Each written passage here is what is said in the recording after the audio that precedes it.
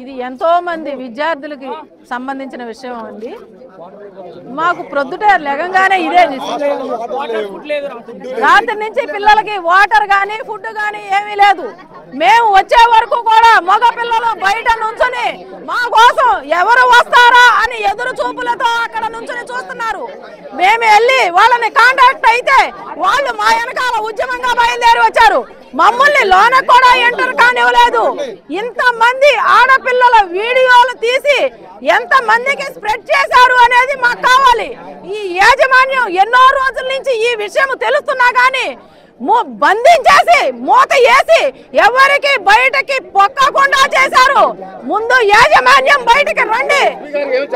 SP గారు అయితే ఏమీ జరగలేదని అంటున్నారు. నిప్పు లేదు పొగ రాదు, ఏమీ జరగకుండా ఇన్ని వందల మంది ఎలా వచ్చారు బయటకి? వంగలపూడి అనిత గారు, హోమ్ మినిస్టర్ బయటకి రండి, వచ్చి నిజ నిర్ధారణ కమిటీ వేయండి, నిజాలు తెలుసుకోండి. ఎన్నో వందల మంది బాలికల పిల్లల జీవితాలతో ఆటలాడుకుంటున్నారు. కాబట్టి పవన్ కళ్యాణ్ గారు వీళ్ళందరూ కూడా మీరు బయటకు రండి, బయటకు రండి.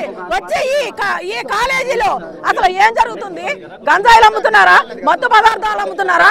ఈ విషయాలు ఎప్పుడో బయటకు వచ్చినాయి. కానీ వీటిలన్నింటినీ కూడా మభ్య పెట్టేశారు.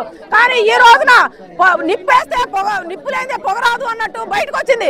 కాబట్టి ఇదంతా బయటికి రావాలి.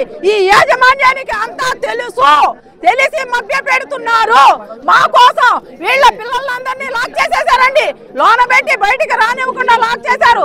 తెల్లవారు 4 గంటల వరకు పిల్లలందరూ కూడా బయటే ఉన్నారు. వాళ్ళకి ఫుడ్ లేదు, తాగడానికి నీళ్లు లేవు. తల్లిదండ్రులు ఎందుకు చదివిస్తున్నారు మీ కాలేజీల్లో? వాళ్ళ నవమాసాలు మోసి వాళ్ళని కని వాళ్ళ భవిష్యత్తు, బంగారు భవిష్యత్తు కోసం ఈ కాలేజీల్లో చదివిస్తున్నారు. ఎందుకంటే కాలేజీలు మోసేసుకోండి. కాలేజీ యాజమాన్యం రండి, బయటికి రండి, రావాలి. మేము పిల్లలకి న్యాయం